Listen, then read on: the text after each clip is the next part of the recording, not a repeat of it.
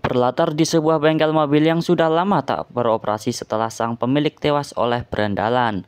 Sementara pria ini adalah mantan mekanik di sana yang kini masih berstatus sebagai tahanan penjara atas pembunuhan terhadap si berandalan yang menewaskan majikan bengkelnya tersebut. Pria ini bernama Frank dan perkenalkan juga ini pacarnya bernama Melissa. Diketahui, Frank ini mendapat waktu cuti 24 jam untuk menengok kembali bekas tempat kerjanya sekaligus menemui Melissa yang konon mereka akan segera melakukan pernikahan jika saat nanti Frank sudah resmi dibebaskan. Sebelum kembali lagi ke penjara, Melissa sempat memberi Frank sebuah kalung kesayangannya sekaligus tanda mata agar selamat berada di dalam penjara. Frank selalu teringat padanya. Kedekatan Frank dengan para petugas lapas memang jelas terlihat, begitu pula dengan semua napi yang sudah sama-sama mengenal sosok baiknya. Namun setelah semalam tiba, suasana di sana mendadak berubah ketika satu rombongan petugas datang yang dengan tiba-tiba menjemput paksa si Frank untuk dipindahkan ke penjara lain yang bernama Gateway.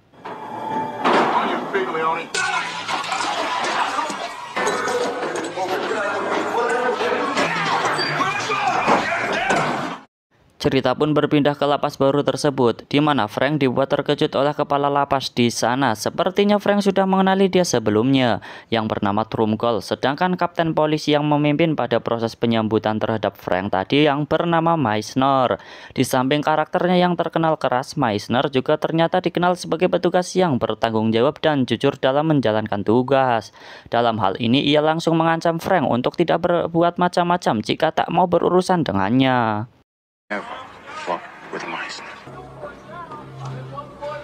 Pada suatu saat ketika semua napi dikeluarkan dari selnya masing-masing dalam keadaan masih terborgol, Frank digiring ke sebuah ruangan khusus untuk menghadapi Trumgol, di mana kita juga diperlihatkan pada seorang napi terkejam yang kemudian diangkat jabatannya oleh Trumgol menjadi Algojo. Diketahui bahwa rupanya si Trumgol sangat membenci Frank dan itu berawal sejak kisah pada 5 tahun yang lalu. Ketika keduanya masih berada pada penjara yang lama, Trumgol yang kala itu masih menjabat sebagai kepala lapas harus dimutasi ke penjara dengan tatanan terkacau ini, dikarenakan dianggap telah membiarkan Frank yang sempat kabur dari lapas untuk menghadiri upacara pemakaman ibunya.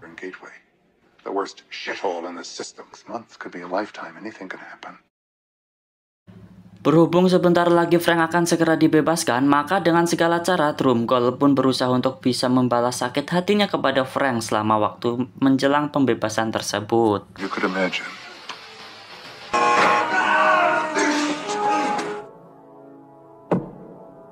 Di hari pertama, Frank memasuki lapangan penjara. Tatapan mata beringas penghuni lapas semua tertuju padanya, terutama satu napi yang merupakan pesuruh dari Trumgol bagian lapangan. Ia bernama Weber.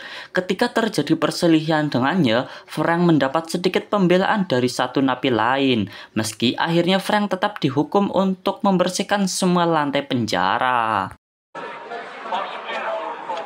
Sejalan dengan itu, Frank diajak berteman oleh seseorang bernama Dallas. Lalu ia diperlihatkan gambar denah tentang penjara tersebut. Berikut sebuah jalan tikus yang bisa saja mereka gunakan untuk kabur dari sana.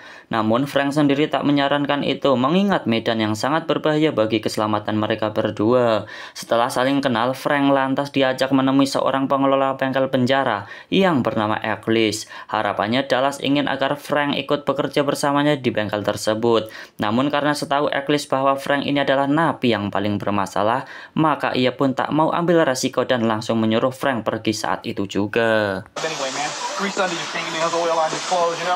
Di sisi lain, rupanya Melissa telah menyematkan datang untuk menjenguk Frank. Sambil terheran-heran, ia mempertanyakan kenapa Frank dipindahkan ke penjara seperti ini, sampai-sampai dilarang untuk mendapat kunjungan sama sekali.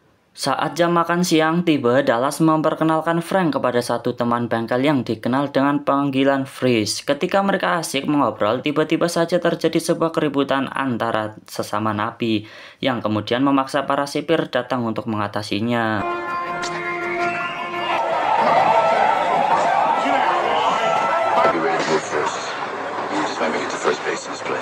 Obrolan keduanya dilanjutkan sambil berlari-lari kecil, namun tiba-tiba ya, dengan songongnya Weber menantang Frank bermain baseball yang inti semua itu adalah untuk menciptakan sebuah perkelahian yang nantinya akan ada penambahan masa tahanan si Frank itu sendiri. Di sini malah si Forslah terpancing dan membalas ocehan si Weber hingga membuatnya sangat marah. Untuk meredakan situasi tersebut, maka mau tidak mau Frank harus turun ke lapangan untuk mengikuti permainan baseballnya.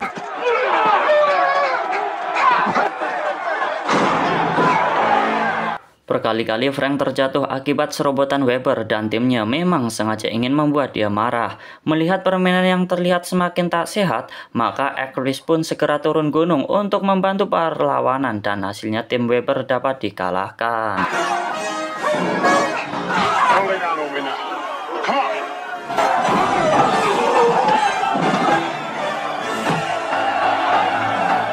Usai menelan kekalahan di lapangan, Weber yang memang telah ditugas sebagai pengacau ini pun lantas mengejar Frank. Bahkan kalung pemberian Melissa pun dijamretnya juga. Sayang, ketika penganiayaan itu terjadi, tak seorang pun yang berani melerai karena merasa takut dengan kehadiran sang algojo.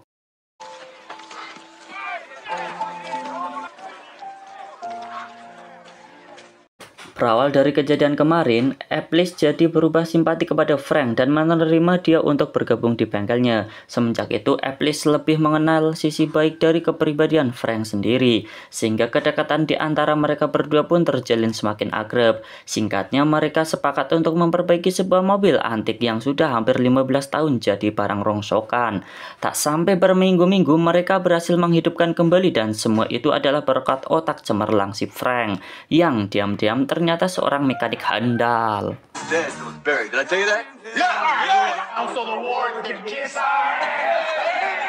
Di saat mekanik lainnya sedang istirahat, First bercerita kepada Frank bahwa ia sudah 20 tahun lebih belum pernah mengendarai mobil sekalipun. Lalu dengan senang hati, Frank bersedia mengajarkan meski harus sambil mendorong mobilnya supaya tidak mengundang teguran dari penjara. Tak puas dengan hanya menyetir mobil, First lantas membujuk Frank untuk memulai menyalakan mesinnya dan kemudian diizinkan untuk itu. Tetapi tiba-tiba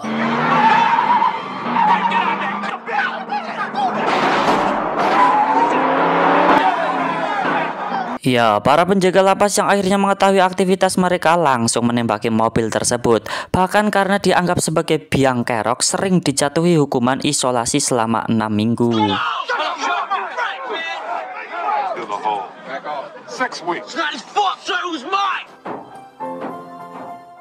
Selama itu, Frank hampir setiap hari mendapat penyiksaan dari para petugas yang notabene masih orang-orang Tromgul. Kecuali ada satu sipir yang nekat melaporkan perilaku mereka tersebut, sehingga dengan cepat Meisner mengeluarkan Frank dari sana. Before I shine my boots with your face, you fat piece of shit.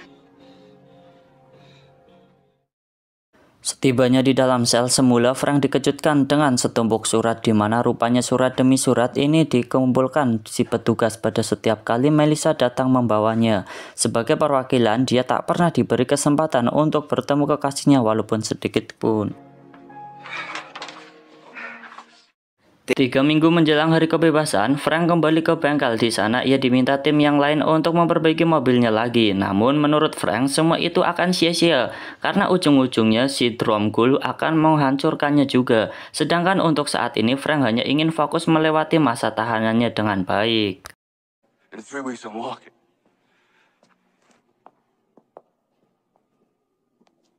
Mengetahui Frank telah dibebaskan dari hukuman isolasi, Tromgul lantas memarahi Weber yang dianggap tak becus mengurusnya.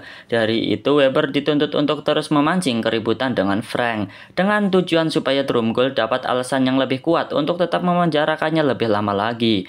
Dalam rangka tersebut, Weber CS berusaha mencari celah untuk membuat emosi Frank benar-benar terpancing. Termasuk salah satu siasatnya adalah dengan memperalat petugas agar menyuruh Fritz untuk membersihkan sebuah ruangan yang jelas-jelas tidak ada kotorannya sama sekali.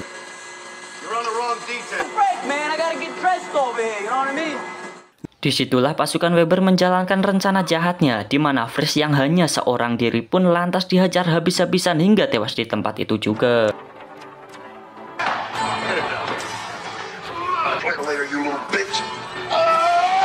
Frank yang datang terlambat menyaksikan kenyataan ini dengan tatapan sedih bercampur amarah, mengingat kedekatannya dengan Fritz yang sudah seperti adiknya sendiri. Lalu diambilnya sebatang besi dan langsung mencari Weber untuk dibunuh sebagai imbalan atas perbuatannya tersebut.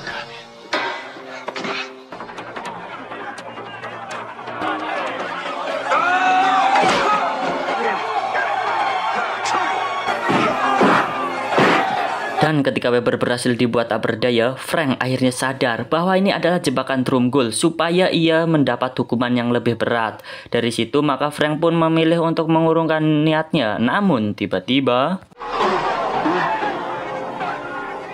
ya, seseorang menusuknya dari arah belakang hingga tak sadarkan diri. Dalam beberapa hari, Frank harus terbaring di ranjang klinik untuk merawatan lukanya. Dan betapa kagetnya ia ketika melihat kedatangan Melissa yang pada akhirnya diberi akses untuk bisa bertemu langsung dengannya.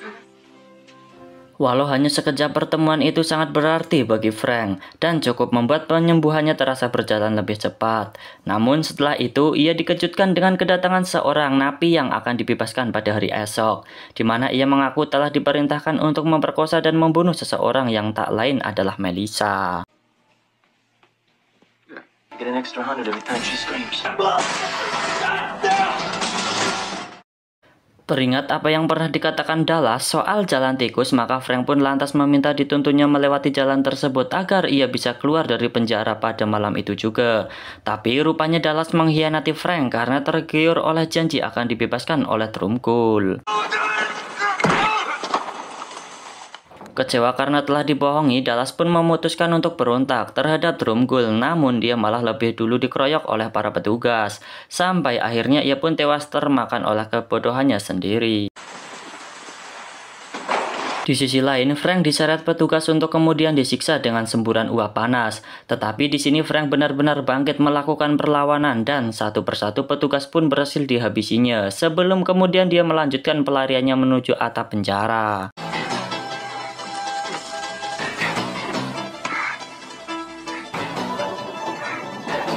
Untuk para petugas yang masih tersisa terus berupaya menangkapnya lagi sampai pada titik di mana mereka benar-benar merasa kewalahan setelah Frank menjadikan mereka tersesat dan kehilangan jejak. Dan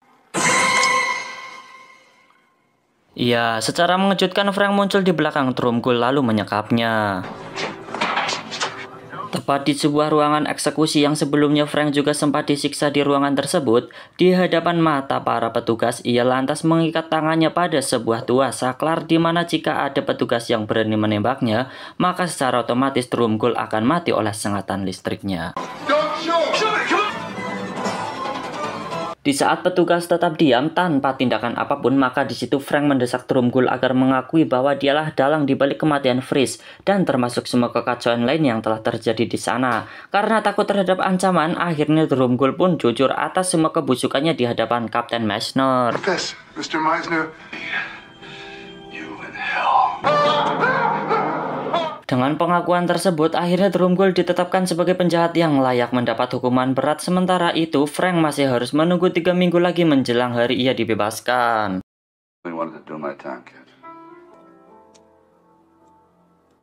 Tak terasa waktu 3 minggu pun berlalu. Semua napi penjara Gateway berkumpul turut merasakan kegembiraan Frank yang hari itu divonis bebas dari semua tuntutan hukumnya. Meski di sisi lain, Eccles tentu akan merasa sangat kehilangan karena harus merelakan sahabatnya pergi lebih dahulu. Di penghujung cerita terlihat Frank diantar Kapten Meissner menuju gerbang keluar dan membebaskannya. Film pun tamat.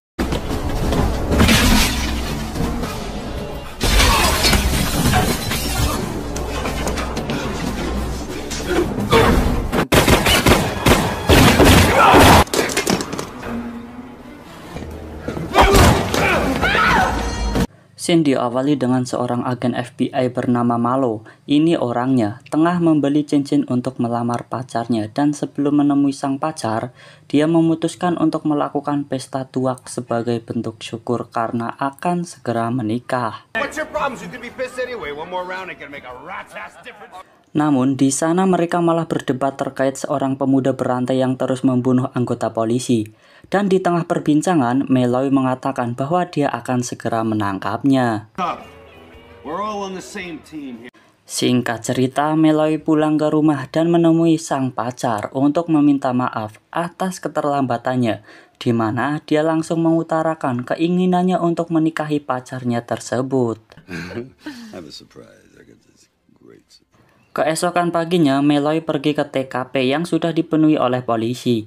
Melihat temannya tengah tergantung, dia meminta agar mayatnya segera diturunkan. Dan tak berselang lama, Meloy mendapatkan sebuah panggilan misterius dari orang yang membunuh temannya tersebut. Ternyata si pembunuh tengah berada di rumah Meloy dan bersiap untuk membunuh sang pacar.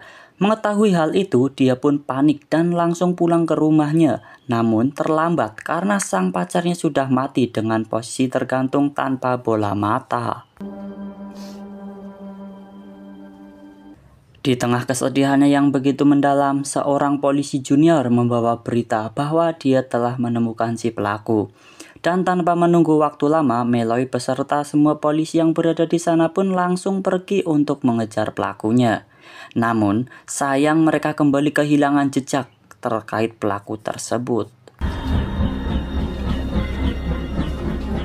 Ketika rasa lemas masih menyelimuti Meloy, samar-samar dia melihat seseorang yang tengah menatapnya dari balik jendela. Dia mulai teringat dengan kata-kata si pembunuh tentang aku melihatmu dan kamu melihatku. Kemudian Meloy pun mengejar orang tersebut.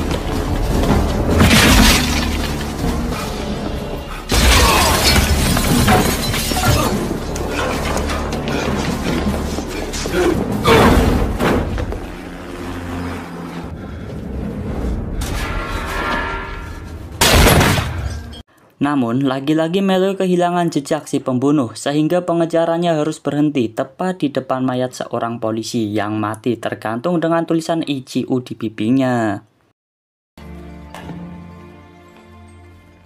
Beberapa bulan kemudian, setelah kepergian sang pacar, kehidupan Meloy semakin tak terarah sehingga sahabat yang bernama Hendrik pun menyarankan agar dia pergi ke tempat rehabilitasi supaya bisa melupakan kematian pacarnya tersebut.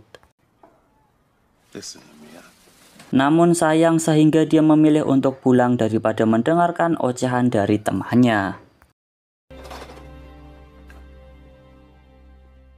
Sesampainya di rumah, Meloy yang sejatinya sungguh tidak tahan dengan keadaan pun memilih untuk bunuh diri dengan menyayat tangannya sendiri. Meski 2 sayatan telah dia berikan untuk tangannya, tapi Meloy tetap tidak mati sehingga membuat dirinya sangat frustasi. Karena merasa bunuh diri bukanlah jalan terbaik, dia pun pergi menemui Hendrik supaya diantar ke tempat rehabilitasi. Sesampainya di sana, Meloy langsung dikenalkan kepada kepala rehab dan diberi sedikit penjelasan terkait metode rehabilitasi di tempat ini. Setelah semua selesai, kepala rehab itu pun menyita seluruh barang bawaan Meloy termasuk senjata dan lencananya. Kemudian, dia dibawa ke kamarnya sekaligus mengenalkan beberapa pasien yang juga ikut direhabilitasi. Meski mendapat sedikit ejekan dari pasien lain, dia lebih memilih untuk diam dan tak membalas perkataan mereka sedikit pun. Yang mana dia bawa oleh seorang perawat bernama Jenny yang akan menganalisa darah dan urin milik Meloy. Jenny juga memperkenalkan Meloy dengan beberapa staf yang bekerja di sana.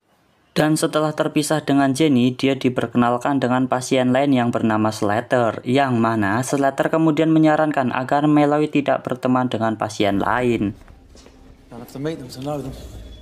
Beberapa saat kemudian, kepala rehab datang untuk meminta agar mereka segera berkumpul di aula. Di sana, satu persatu pasien harus menceritakan kejadian tragis yang membuat mereka menjadi depresi.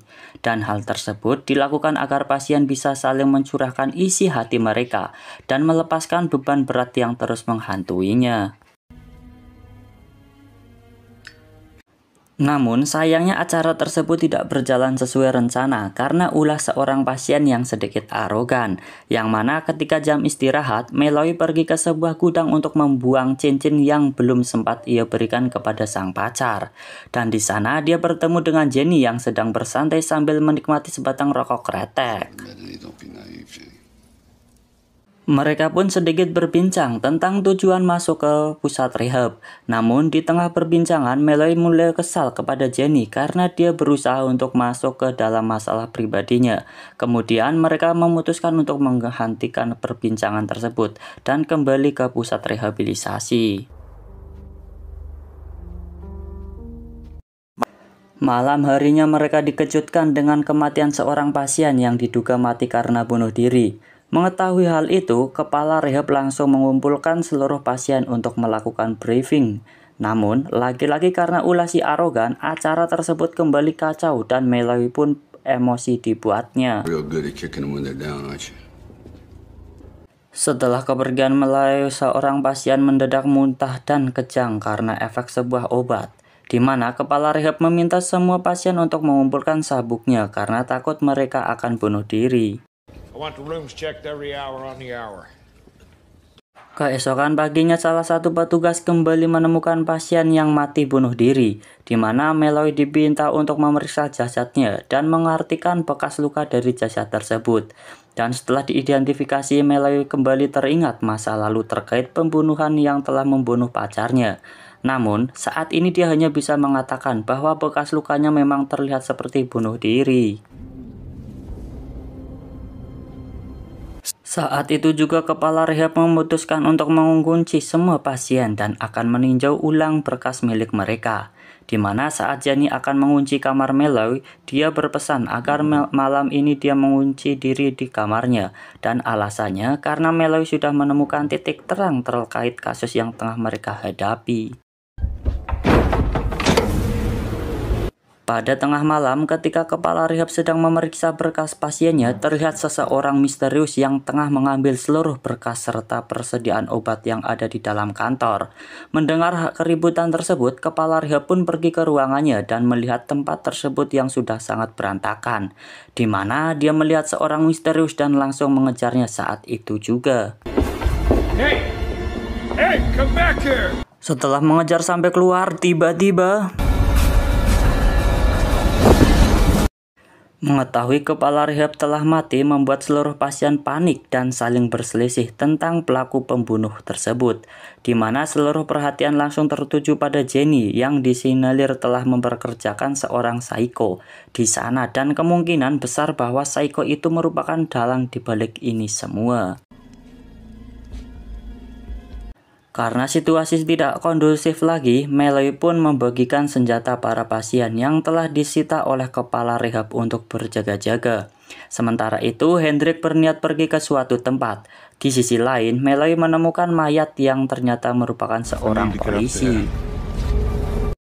Di tengah diskusi, salah seorang pasien menyarankan agar mereka pergi ke pinggir kota untuk mencari bantuan, di mana Malloy mengiyakan dan langsung membagi mereka menjadi beberapa kelompok.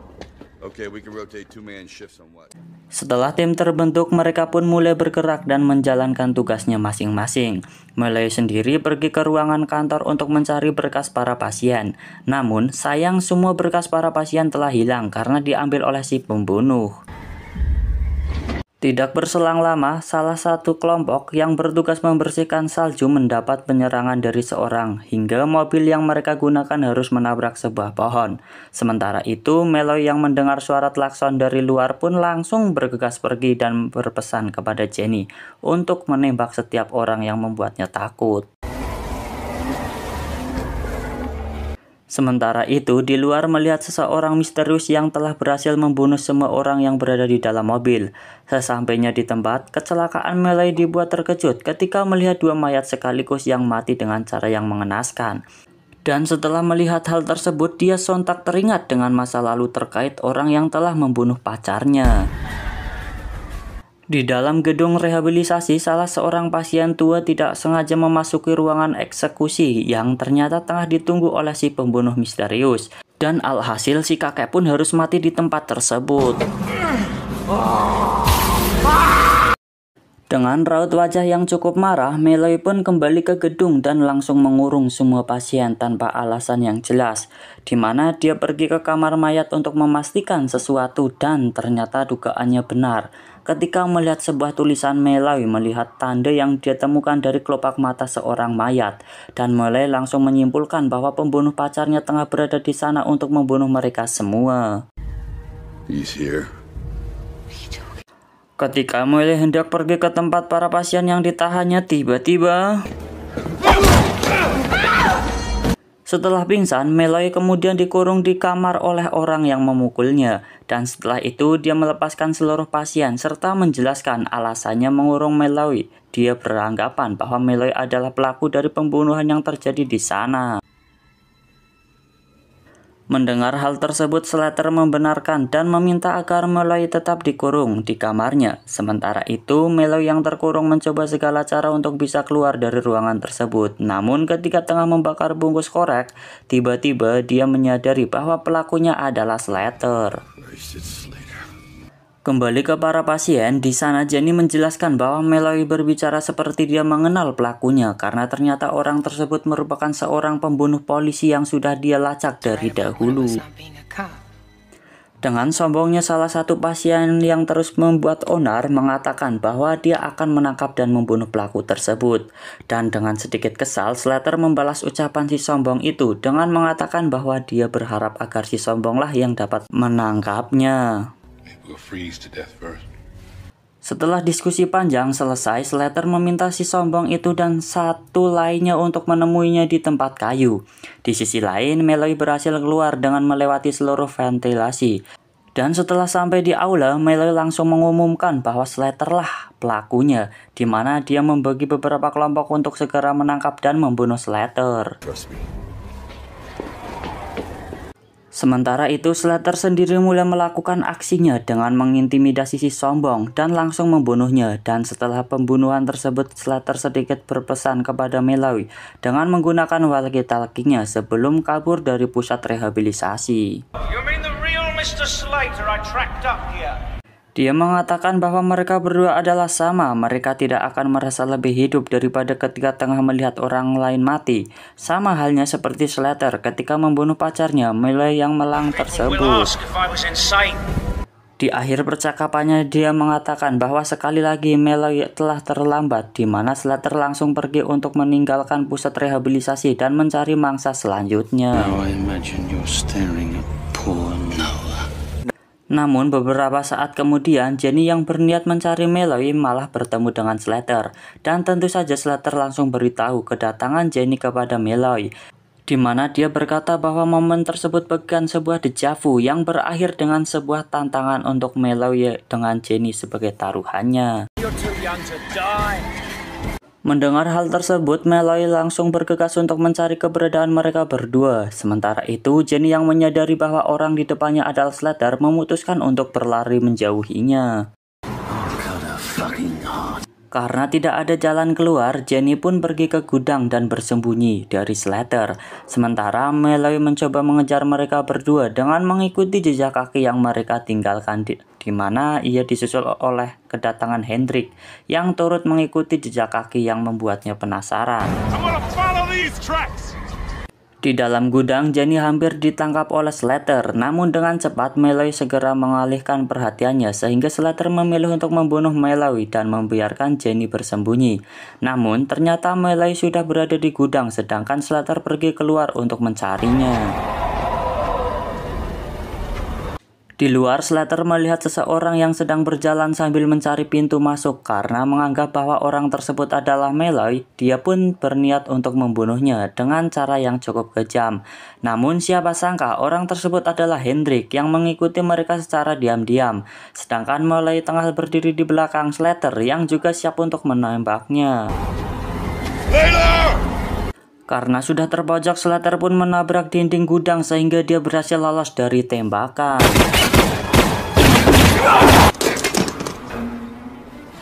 Meski sudah berada di ambang kemenangan, tapi Meloy memutuskan untuk melawan dengan cara duel. Dan pada akhirnya Meloy berhasil membunuh Slater dengan cara menancapkannya di atas penggilingan.